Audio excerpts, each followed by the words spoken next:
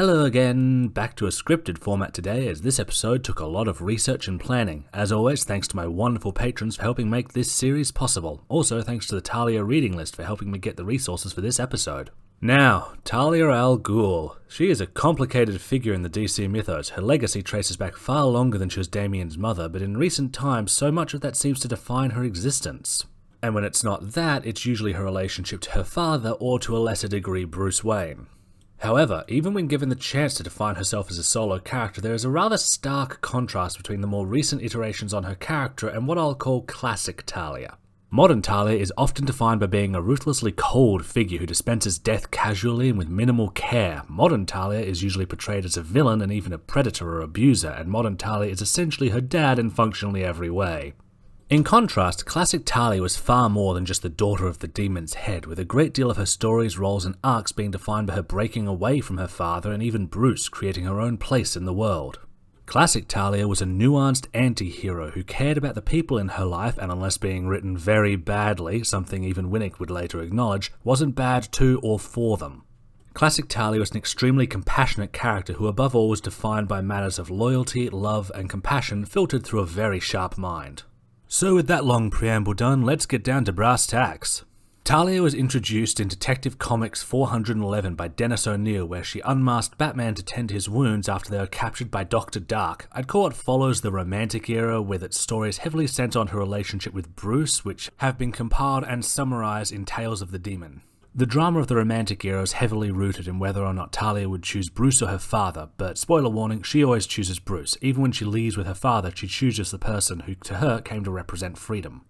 What followed next could be called the era of longing, when she began to better distinguish herself from her father and Bruce. This is also where we got to see more signs of her morality that didn't just extend to Bruce but to other people in general. This is also when we find out more details of her harsh training, but also get more clarity on how minimally involved she's been in her father's campaigns, and both rankles at the idea of killing and even betrays her father's orders to preserve the lives of strangers. This era was capped off with her full independence when she completely separated herself from her father, Bruce and the League for 4 years in real-world time and had a very extensive storyline.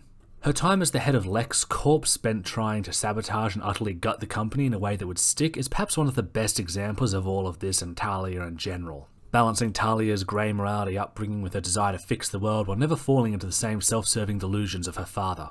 Well, I've danced around it enough, but I will say I won't be spending a lot of time on issues regarding sex and abuse in her character.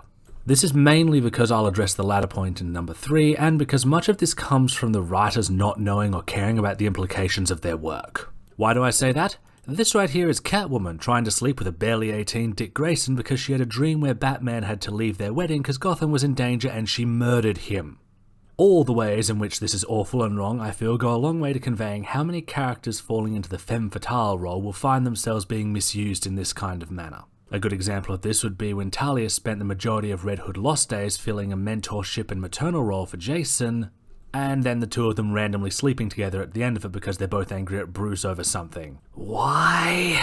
Though as noted, Winnick apparently later walked these ideas back. Then there's the matter of Damien's conception, which doesn't make any sense because it was built on a bunch of nonsensical retcons around Birth of the Demon, pretty much just to make her look bad and play into the villainization of her character and justify Damien going to live with Bruce. It comes off as extra distasteful given how there's a rather large storyline involving her capture and planned rape by Bane. Of course, not long after that, they had Bruce and Bane team up to spite her father. So again, the writers not thinking through the implications of their work beyond in-the-moment drama. Crap like this is why I had to create my own personal scale for what is and isn't canon. And now on to the final point. A common issue many fans of classic Talia have with her modern counterpart is with the indifference to life and the casual embrace of murder. I hinted at this before, but to put a fine point on it, prior to the modern era, she had only ever killed twice, and in both instances under duress to save someone else's life. Firstly, in her introduction issue to protect Bruce, rendering her incredibly upset because it was her first kill. Then secondly, in Batman Son of the Demon, when she killed an assassin once again to protect Bruce. Now, I'm not nearly as fussy about characters killing as, say, Batman is, but it is very easy to tell the shift in her characterization went hand in hand with efforts to make her more and more villainous. which only seems to have been done in the first place in order to justify Damien having been a secret after he was retconned back into the main continuity, and then giving him the same tragic backstory that she already had, one that she went out of her way to avoid giving him in Son of the Demon. So many of Talia's best stories and relationships were rooted in how much she cared, be it about a person, a goal, or a concept, or were rooted in her desire already embracing a freedom so long denied her that finally let Talia step out of her father's shadow. And to be honest, I think it's just a shame that the most we seem to get of her nowadays is a cold dragon lady stereotype who's harsh at best with her children and loved ones. Talia has consistently shown the potential to be one of DC's most exciting and nuanced characters, capable of playing roles the Trinity or many other characters simply cannot and thriving in them. Put simply, I hope we get to see more of her old self in the future.